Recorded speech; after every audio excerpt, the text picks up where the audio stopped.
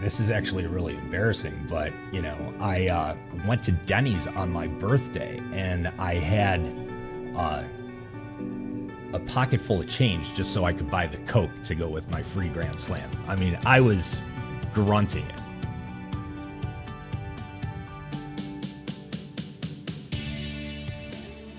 Good morning, good afternoon, and good evening, whenever you may be listening, and welcome to Latitude, the 43 North podcast. I'm your host, Nate Benson, Director of Media and Public Relations here at 43 North, and we've got a fantastic episode of the podcast this week. I'm joined this week by Michael Hamilton from Peeva. Michael, how you doing? I am well. How are you? Thanks for having me. I'm doing okay. It's post-July 4th. July 4th falling on a Wednesday threw me off completely. Yeah, it always does. 4th of July always screws me up. I don't know why that is. But. Yeah. So let's jump right into this week's episode. Tell me a little bit about Peeva. How did Peeva get started? What is Peeva? We are a technology company fully committed to saving missing pets. When I was a little kid, my dog was stolen and we never got him back. So when I got Peeva, my dog now, I registered her microchip right away. And then one day, we were walking around Delaware Park and we met a woman that clearly stole her dog. And, Peeva thinks everybody's her friend, so we always have to have very awkward conversation with other dog owners, like, what kind of dog is that? Yeah, it's a general show. Oh, hey, how are you? Yeah, very awkward. Yeah. And this woman, she just had no idea. So when I asked her where she rescued him from, she said South Carolina. And I'm like, oh, that's super cool. You went all the way down to South Carolina to rescue a dog. She's like, no. She was driving through South Carolina from Georgia, cutting through South Carolina, headed back to Buffalo, and she found him on the side of the road and looked like he was probably abandoned, which means she probably stole somebody's dog. So, about 20 years of dormant emotion just rose to the surface. Sure. And I was just really relieved that Peeva has a microchip. Yeah. And then like 2 weeks after that, I'm in a meeting and I get a text from the girl that's watching Peeva that day. Peeva's face all swollen up. She was stung by a bee. So I hightailed it out there about 30 miles outside of Buffalo, or 30 minutes outside of Buffalo in Hamburg, New York, and rushed her to a nearby vet. And when I was there, I noticed they didn't scan her for a microchip. So that's when I started asking questions. Why didn't you scan my dog for a microchip? Well, you don't look like somebody that would steal a dog, like maybe somebody who lives in the city. I'm like, well, yeah. I'm like, well, thanks. I do live in the city, but so then I really looked more into this problem, and microchips will work 100% of the time if scanned and properly registered. The problem is there's no standardization among microchip companies. There's only about a half dozen microchip companies, but they all have different scanners and different microchips, different frequencies in which they operate. Because they all want you to buy into their proprietary system. Correct. And, if there was a standard, vets and shelters would scan microchips more regularly. But vets don't want to be purchasing multiple scanners or, having to purchase a new scanner whenever a new update occurs. So, the solution was really simple, like change a law. The Animal Welfare Act basically determined about 24 years ago that private pet ownership can't be regulated in this country, and a national standard couldn't be approved. So, changing a law is impossible. So I looked really more into this problem, identified the non-standardization issue, and then I got with the University at Buffalo, and we developed a universal scanner that can, truly universal scanner that can read all brands of microchips regardless of their frequency or level of encryption. But that was only one piece of the puzzle. The next challenge is implementation, how to get vets on board to use our hardware. There has to be a benefit. So really the only way to resolve this problem, it's actually a data problem. The veterinary field is an extremely fragmented industry. Veterinarians lack access to raw data, let alone the ability to pull it together. A lot of vets are still pen and paper. Yes, and faxing, so, making phone calls. So, I ran this by my primary vet, who built two vet hospitals from the ground up before selling them off to NVA, which is a major corporation. They're actually the second largest corporation of freestanding hospitals in the world, with near 500 locations. So to get to get approval to beta test in his hospitals, we had to have proof of concept. So we had proof of concept, and then we were able to land this beta test, and then that's when I, started going out and raising money. So rewinding a little bit, what year did you get all this started? I registered my LLC in 2015, towards the end of 2015, but I didn't really take on an investor until towards, I guess, middle of 2016, towards the end of 2016. And I finally quit my job and then focused on this full time in 2016. So prior to Peeva, what were you doing? Any history of entrepreneurship, or were you just kind of doing kind of the daily grind like all of us are doing? The daily grind, yeah. like everybody else is doing, yeah. I was working for a local tech company. I was the regional director in New York City, business development there. So I was back and forth to New York all the time. So you love that JetBlue flight from Buffalo JFK? Yes, the Mosaic. And, the joke was, my commute, well, first of all, I got to act super cool and be like, oh, I take airplanes to work, which is kind of like, taking a Greyhound bus in the sky. Yeah, nothing like that. But my commute was actually shorter than some of the people that come in from like Freehold, New Jersey, and parts of Connecticut and things like that. That's funny. So, and then prior to that, I was the managing director of a company called D4, a local, a national computer forensics and e-discovery firm. And then before that, I was in New York City for about 10 years, working for Bloomberg LP. Financial info. So whatever, just kind of having a job. I just identified this problem, and then this is the only way to resolve it. It's Do not it like yourself. Yeah, unfortunately, and very challenging at times. Absolutely. What made you? So you identified the problem, as you said. When you had Peeva. Coincidentally, Peeva, the name of the company, name of your dog, correct? My pet peeve, yes. So it was easy to come up with a company name, at least. Oh yeah, Easy peasy. Well, I was originally going That's to usually call the it, hardest part. Yeah, well, I was originally going to maybe call it Toto, but no, the Toto was a long time ago, so Plus now it's copyright. Peeva. You probably get some copyright issues with Toto. Probably either the band or Wizard of Oz is going to sue you. So Did you hear that new Weezer cover? It's pretty badass. I love it. It's pretty good. Yeah.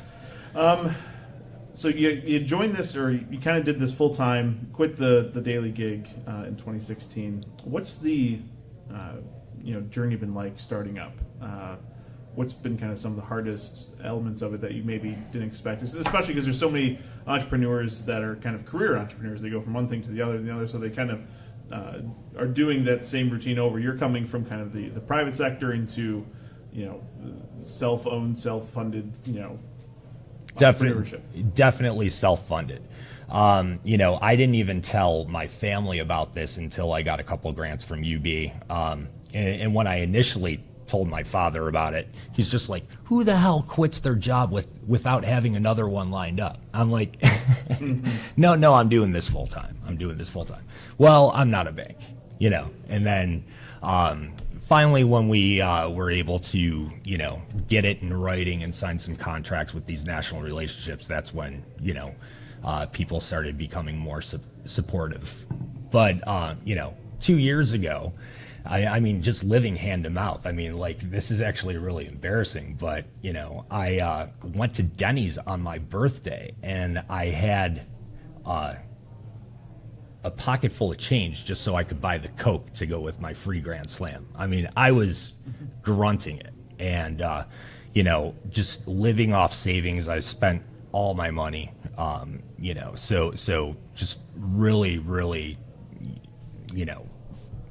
taking a huge risk to do this. Absolutely. Was it ever, debilitating, or especially those early months? There was it to a point where, like, you know what? It might be a good idea. I can't do it. Yeah, absolutely. But I didn't really think that it was gonna be this much of a full-time commitment. I thought that I would be able to, keep my day job while doing this on the side. I mean, I kind of looked at it like, okay, people have houses built, right? And, they're not digging the foundation themselves. They're just basically telling an architect what to do, and then they decide on what kind of windows and window treatments they want. So I kind of figured, okay, I can just partner with the university or hire some developers and just kind of build a house, basically, by analogy. And it's really a full-time thing. It's much more involved than that. But then when you start taking on investors now, especially when it's friends and family, now you have to succeed.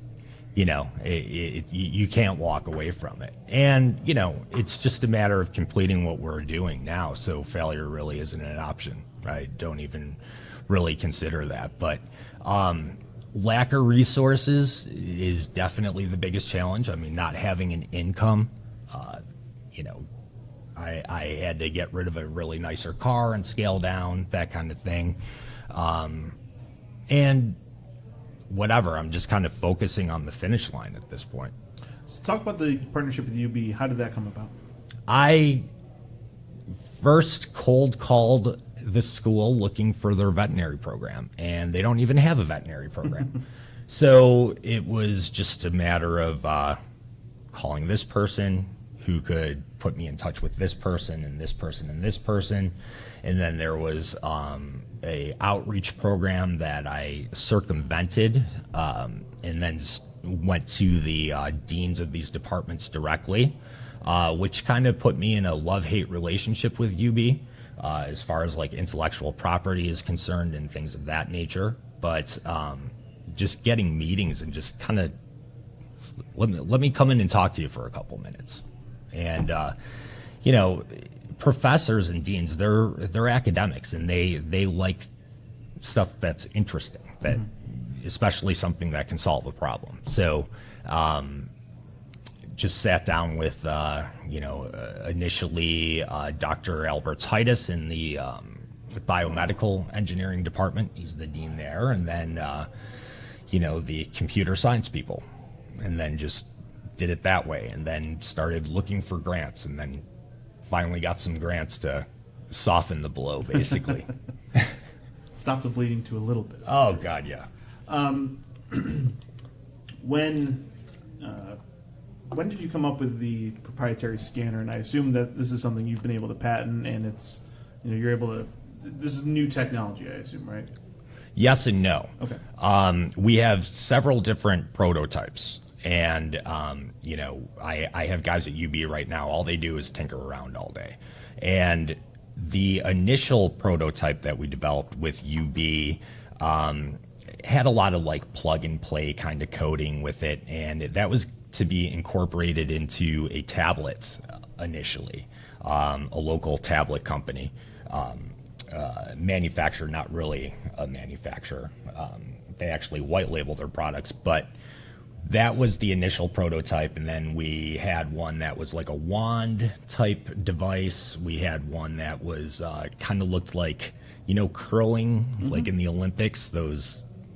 We had one that kind of looked like that. Certain components are patentable, so we have provisionals filed. It takes a while to actually get something patented, and then we have a couple exclusive licenses as well. So. Obviously, that's going to be really, really important. So, several provisional patents filed, and then, we've updated a couple things as well. So, patent pending status. You mentioned there's a dozen or so other microchip companies out there. They all have their own kind of solution to this. What have you shown any of these prototypes to them? Do they know that you guys exist? What's their feedback been if that's the case? They know that we exist, and there are other companies that have universal scanners. And if the people listening could see that I did the quote unquote sign, these microchip companies are actually strategically not compatible to one another. They don't want to share their data, and the leading manufacturer in the States actually encrypts their chips. So the ability to decrypt these chips, that's where our unique advantage is. But again, it's really the data problem is the only way to resolve this problem, and that's just a stroke of luck that we were able to, have this large group of hospitals. Otherwise, and that's part of our model too. Otherwise, something like this would be rolling a boulder up a hill, basically. Sure. Going and knocking on doors, trying to market to pet owners directly. Does that answer your question? Yeah. When you're identifying the problem, how many pets are microchipped in a given year? Or how many microchips are out there floating around? Well, there are 184 million dogs and cats in this country, and about 10% of them are actually microchipped. Now, 1/3 of all dogs and cats in the U.S. are reported missing in their lifetime, and nearly 80% are never found. So about 10%, but also, the return rate currently, the chipped to not chipped pet ratio, pets that wind up missing, is only about 50% because of this problem. Wow. So it seems like you've got, kind of lightning in a bottle and being able to, there's rounding up 20 million pets out there with chips in them, being able to solve that problem for them that for whatever reason there's not a nationalized or standardized method for tracking them down. You seem to be onto something. Well, yeah, thank you. But there is a reason why there is no standardization, and it's really the strategic, these companies, the early adopter or the first to go to market, the one that encrypts their chips, and then, the other one's just trying to have a unique competitive advantage by having their different frequencies and things of that nature. That is the reason why this problem exists. I mean, that's the sole reason why that is. Have you talked to any politicians about this? I mean, obviously you're looking at, the hardware, software side of things, but there also seems like there's a legitimate case for, some legislation to be passed to standardize, something as simple as a microchip for, domestic pets. Well, like I said before, so, the USDA determined, USDAF has determined, like in 1994, that a national standard could not be approved. And, there have been numerous attempts to petition this law already. Numerous bills proposed to introduce new laws to offset that. There have been numerous court cases, and to no avail. So this is really a problem that's not going to go away. And again, trying to change a law is just impossible. Without money, Well, exactly. Plus, this is the United States, so there are 50 different states. Like in the state of Arkansas, for example, if your dog winds up, and I'm not joking about this, if your dog winds up in your neighbor's yard, they can claim ownership over that dog.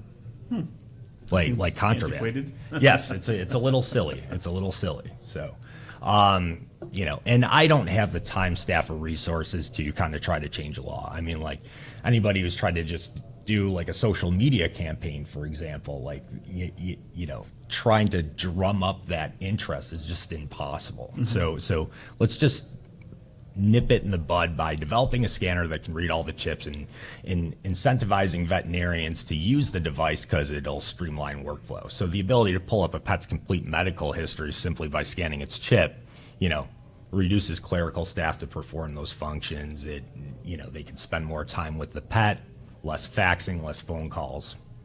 Couldn't the chip manufacturers, like let's say, once you get your prototype rather completed, you're ready to go to market, is it as easy as them just simply changing one element of their chip, and any future chips might be, obsolete for your scanner? Well, that's a really good question. So in every other country, basically, or in the European Union and Canada, they do have an ISO standard. Okay. And all the those chips are the same Sure. frequency, 134.2 kilohertz. In this country, there are those chips, and there's also 128 and 125. But again, it's really the data issue Sure. that is going to incentivize the vets to scan for these things. But Peeva is also going to be implanting our own chips as well. So So you're also developing a chip of your own. we're not developing Okay. it. We contacted a manufacturer to make them, and that was also a huge headache. It involves paying for you have to get these what are called eye care certifications. Each chip is tested before it's sent out, and it has to get certain approval to be in, so pet owners are ensured you're not just giving them pencil lead or something silly like that. So what's 2018 been like, and what's the outlook for you guys looking out for the rest of the year? Well, 2018, 2017, UB, we had enough to do proof of concept to land this, and we're actually a little behind. So when it came time to actually pull in all these large data sets, these guys were overwhelmed. So then we we needed to bring on some more seasoned developers and engineers, and then that's we had a couple bad hires, and now we are brought on some new guys to kind of move things along, because this is a beta test right now. So if a vet or a vet tech says, hey, we want this button here, we want this button here, the other guys that I was working with, it would be like 5 weeks would go by, and it was just kind of delaying things and at great expense. So now we need to have somebody just boom, change the code. Sure. Unfortunately, I don't know how to do any of that stuff. Easier said than done sometimes, right? With Right. coding. Right. Oh my God. I've purchased books. I've paid for certain stacks, Yeah. and it's so time consuming, and I just really suck at it. And honestly, like, I don't have the attention span. Sure. How is Peeva? It's been a while since I've seen her around the office. Oh, she was here yesterday. So didn't I hear you? There we go. I wasn't paying attention clearly. She's great. She's great. She's looking forward to being a big sister. So I was going to say, other news. So on top of, trying to run your own business, future dad in a few weeks here, right? yes, yeah, we're pretty excited about it. Lily, it's crazy. You can find out the sex of the baby. I didn't want to know right away, but you can tell just by blood work within the first couple weeks. It's crazy. So yeah, we're getting ready for that. Nicole's pretty awesome. So and actually, if it wasn't for Peeva, I wouldn't have met Nicole. So it's weird how she's a dog lover, and Peeva's already bringing people together. Right? yeah. So some big changes coming up, but everything is going in the right direction. So we're gonna obviously start making a lot of money soon, and hopefully it can all sustain itself. Yeah. What more does Peeva need? And this is kind of that opportunity in the podcast. You never know who's listening. I try to give folks the opportunity. Like, what's the big ask? What are you looking for? What's Peeva need next? Is it venture capital? Is it developers? Is it hardware? What is it?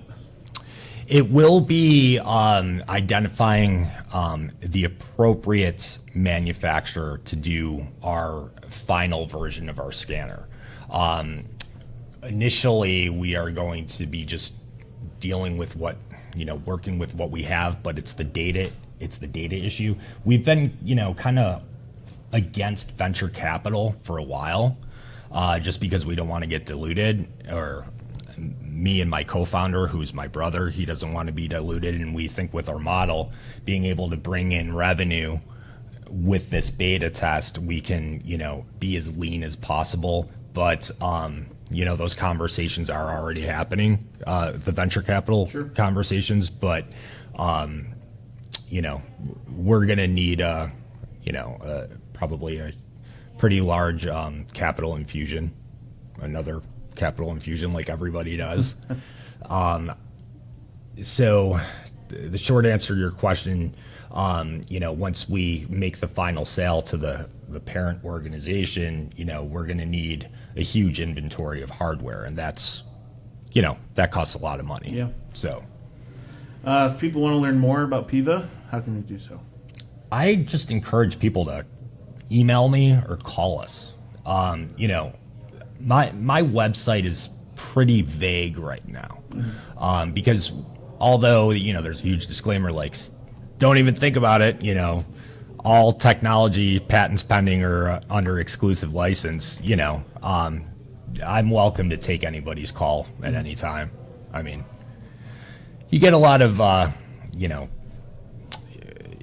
cold emails from so-and-so at Gmail venture capital firm. It's like, nah, you're not a VC firm. You probably have less money than we do. It's just like, but, anybody that's interested, but right now, if you want to learn about the beta test, you can fill out a form, but we don't need any beta testers right now. So, we're pretty full, we're pretty solid there. But any potential investor, I'll talk to anybody. Why not? Right? Absolutely. So what's your email so people can get a hold of you? It's 555. No. mhamilton@peeva.co, not peeva.com, peeva.co. Peeva, right? Correct, is in my pet peeve. Very nice.